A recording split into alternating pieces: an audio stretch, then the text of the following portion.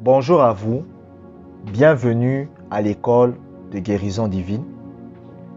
Et aujourd'hui, nous allons d'abord lire Luc, chapitre 5, verset 17. Luc, chapitre 5, verset 17. Un jour, Jésus enseignait. Des pharisiens et des docteurs de la loi étaient là assis, venus de tous les villages de la Galilée, de la Judée et de Jérusalem.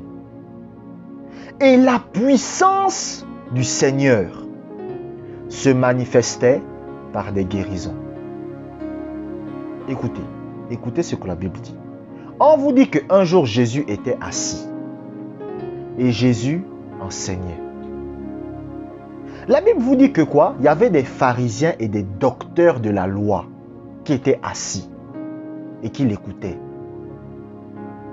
Parce que lorsque Jésus enseignait, les sacrificateurs étaient là. Ils venaient, ils écoutaient. Et la Bible vous dit qu'il y avait des gens qui venaient de la Galilée, de la Judée, de Jérusalem. Ils venaient pour l'écouter. Mais qu'est-ce que ça vous dit à la fin? Ça vous dit, la puissance du Seigneur se manifestait par des guérisons. Pourquoi la puissance du Seigneur ne se manifestait pas avec les docteurs de la loi? Non. Écoutez, la Bible dit que Dieu ne fait pas de favoritisme. Dieu ne fait pas de favoritisme. Dieu n'a pas Les gens pensent que Dieu a favorisé Jésus. C'est faux. Dieu n'a pas favorisé Jésus. Jésus n'a pas été favorisé dans la Bible. C'est pour ça que la Bible dit que Jésus a été tenté en toutes choses. Ça veut dire que quand Jésus regardait une femme, lui aussi il avait des réactions. Pardonnez-moi, j'ai pas envie, parce que je sais qu'il y a des adultes qui me regardent ici, qui m'écoutent. Vous comprenez? Voilà. Mais quand Jésus, écoutez, si une femme se mettait nue devant Jésus, Jésus avait des réactions. Donc Jésus était dans le corps d'un être humain. La Bible dit qu'il a été tenté en toutes choses. C'est pour ça que lorsque nous aussi nous sommes tentés et que vous priez, Jésus peut vous comprendre. Pourquoi? Parce que lui-même il a vécu ça. Est-ce que vous comprenez? Jésus a été aussi tenté de voler. Oui! Jésus, quand il avait aussi 8 ans et que maman Marie laissait les pièces sur la table, Jésus se disait que est-ce que je ne peux pas prendre les pièces là pour voler? Après il disait non, c'est pas bon. Et il laissait. C'est aussi arrivé à Jésus.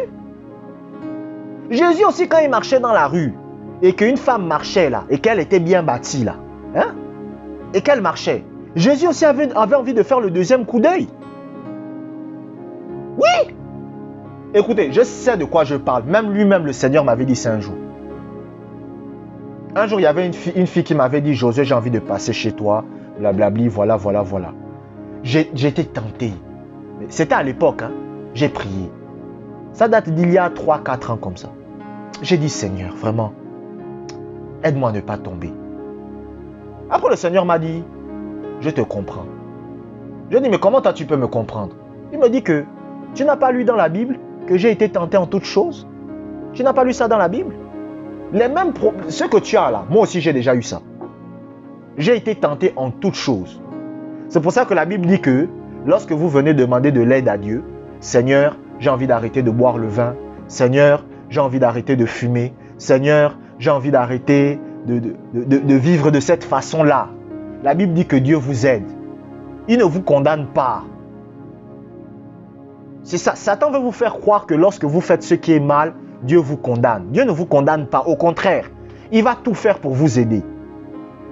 Et ça, c'est des prières que vous devez faire tous les jours.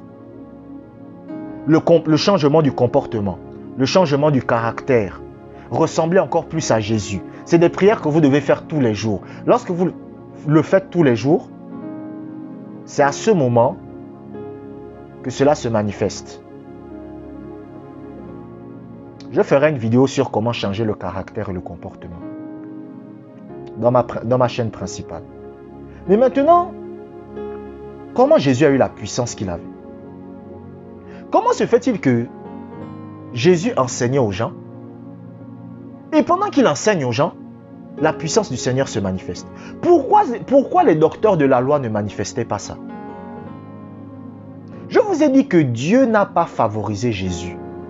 Cela signifie qu'il y avait quelque chose que Jésus faisait dans sa vie que les pharisiens ne faisaient pas. Mais regardez ce que Jésus va dire. Jésus va dire à ses disciples, hein, écoutez, Jésus sera assis. Jésus va dire à ses disciples, ne soyez pas comme les pharisiens qui aiment crier, qui aiment beaucoup parler dans leurs prières. Est-ce que vous comprenez? Jésus dit hein, que les pharisiens, les docteurs de la loi, la puissance de Dieu n'est pas dans leur vie. Pourquoi? Parce que dans leur vie de prière, ils ne passent leur temps qu'à parler trop. Est-ce que vous écoutez ce que je suis en train de dire? Non, non, non, non, non. Écoutez ce que je suis en train de dire. Jésus dit que les pharisiens, les sadducéens, les docteurs de la loi, il n'y a pas de guérison dans leur vie. Ils ne guérissent pas les malades. Rien ne se produit dans leur vie parce que dans leur vie de prière, ils parlent trop. C'est ce que Jésus dit. Jésus dit hein, que quand tu pries, entre dans ta chambre, ferme la porte et prie ton Dieu qui est dans le secret. C'est ce que Jésus dit. Lorsque les pharisiens venaient prier, il vient devant Dieu. Il commence. Oh Dieu. Oh, je suis fort. Hein? Oh, je suis fort. Oh, vraiment. Oh Dieu. Il parle, il parle, il parle, il parle, il parle, il parle. Quand il a fini de parler, il dit Amen. Il se lève, il part chez lui. Mais Dieu dit, mais le pharisien là, il vient, il s'assoit, il parle, il parle, il parle, il parle, il parle, il parle, il parle. Après, à la fin, il dit Amen, il se lève. Et 95% des chrétiens, c'est comme ça qu'ils prient. Leur vie de prière consiste à quoi? Ils se mettent à genoux, ils commencent à parler, parler, parler, parler, parler, parler, parler, parler, parler, parler, parler. Quand ils finissent de parler, ils disent Amen, ils se lèvent, ils partent. C'est pas ça la prière. C'est pour ça que les pharisiens, les scribes, les docteurs de la loi, les sadducéens, il n'y avait aucune puissance dans leur vie. Pourquoi? Parce que dans leur vie de prière, ils parlaient trop. Je vous ai dit que le seul moment où vous avez le droit de parler beaucoup, c'est lorsque vous priez en langue. Quand vous priez en langue, vous pouvez faire ça pendant 3 heures, 2 heures, 4 heures, 6 heures de temps si vous voulez, en langue. Pourquoi? Parce que ce que vous dites vient du Saint-Esprit. Mais vous ne pouvez pas, pendant 15 minutes, monopoliser la parole devant Dieu. Vous savez, au Gabon, il y avait un président qu'on appelait Omar Bongo Ondimba. Mais tu ne pouvais pas venir devant lui et tu commences à parler, monsieur le président, pendant 15 minutes. Mais déjà, même quand tu le rencontrais, tu avais peur. Parce que moi, j'avais un grand-père à moi diplomate, j'ai des grands-pères à moi diplomates. Il disait, tu avais peur. C'est-à-dire que quand il te dit même, viens le voir, toi-même, tu trembles déjà. Ben, tu te dis, mais est-ce que j'ai fait quelque chose de mal ou bien... Mon grand-père à moi m'avait dit que, Omar Bongo Ondimba, c'était le président du Gabon, il n'est plus de ce monde. Lui-même, même pour qu'un ministre le serre la main, c'était compliqué. Tu pouvais faire 6 mois sans le voir. C'est ça. Tu ne pouvais pas parler n'importe comment devant lui. Mais c'est ce que les gens font à Dieu. Ils viennent devant Dieu, ils parlent, ils parlent. La Bible dit l'Éternel est dans son saint temple. Que toute la terre fasse silence devant lui. Ouvrons la Bible. Lisons 1 Thessaloniciens, chapitre 5, verset 17. 1 Thessaloniciens, chapitre 5, verset 17. Priez sans cesse. Priez sans cesse. Amen. La Bible dit quoi? La Bible dit, priez sans cesse. C'est quoi la prière? La prière, c'est pas le fait de venir devant Dieu et de demander des choses à Dieu tout le temps, tout le temps, tout le temps, tout le temps. Ça, c'est ce qu'on appelle demander. Il y a une différence entre demander quelque chose et prier. Demander fait partie de la prière, mais demander n'est pas la prière. La prière, c'est quoi? C'est passer du temps en silence devant Dieu. C'est ça la prière. Lorsque la Bible vous dit que Jésus allait sur la montagne et priait, ça veut dire que Jésus allait sur la montagne, il se mettait à genoux et il passait du temps en silence devant Dieu. Vous voulez avoir la puissance de guérison de Dieu? Apprenez à passer du temps en silence devant Dieu.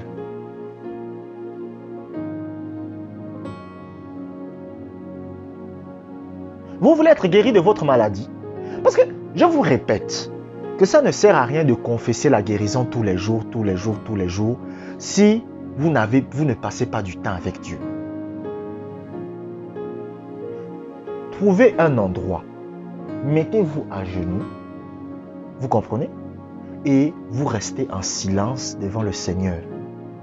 Pratiquez ça. Écoutez, le Seigneur a dit que pourquoi vous m'appelez Seigneur, Seigneur et ne faites-vous pas ce que je vous dis? Il faut pratiquer ce que la Bible demande. Je vous ai dit que le seul moment où vous avez le droit de parler beaucoup à Dieu, c'est lorsque vous priez en langue. Si vous ne priez pas beaucoup en langue et que vous parlez à Dieu, soyez bref. Vous comprenez?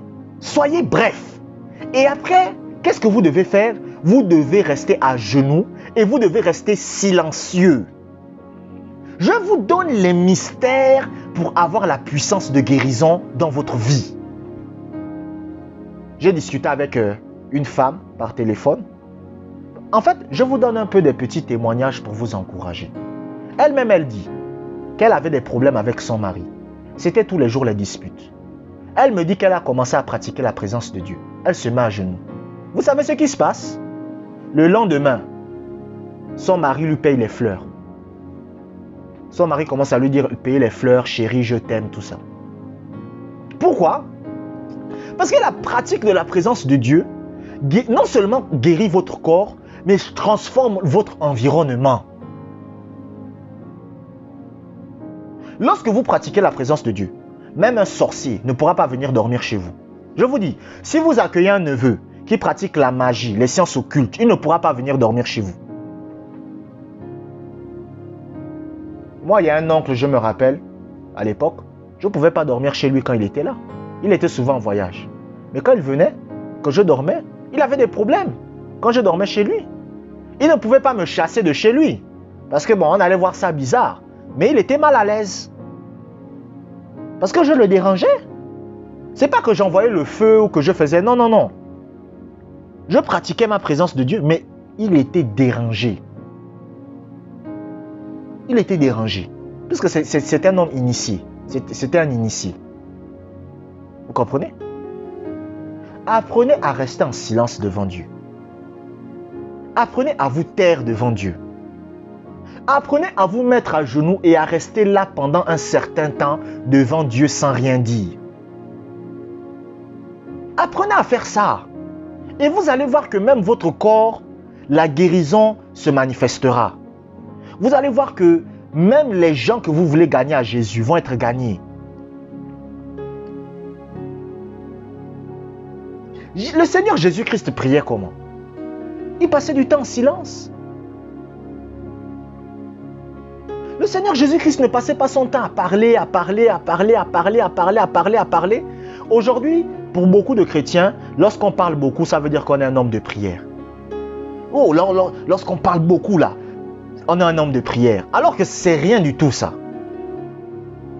Oh, les guerriers de prière. Dans la Bible, il n'y a pas de guerrier de prière. Vous voyez ce terme où? Non, moi j'aimerais vous poser la question. Vous voyez ce terme où dans la Bible? Guerrier de prière. Vous voyez ça où? Mais les gens n'aiment pas qu'on leur dise la vérité. Parce que les gens aiment qu'on flatte leur ego. La plupart des gens guerriers de prière là ne prient pas chez eux. Je sais de quoi je parle. C'est parce que je n'ai pas envie de faire peur aux gens. Il y a des choses que moi j'ai expérimentées. La plupart des gens qui vous disent guerriers de prière dans les églises là, qui parlent beaucoup, le feu, chez eux ils ne prient pas. C'est des gens qui n'arrivent pas à avoir de prière privée. C'est-à-dire quand ils prient, il faut que tout le monde sache qu'ils prient. Pratiquez la présence de Dieu. Mettez-vous à genoux. Oh mon Dieu. Si vous faites ça et que vous n'êtes pas guéri, non, c'est pas possible. La guérison va se manifester. Abonnez-vous pour des prochaines vidéos. Que la grâce du Seigneur soit avec vous.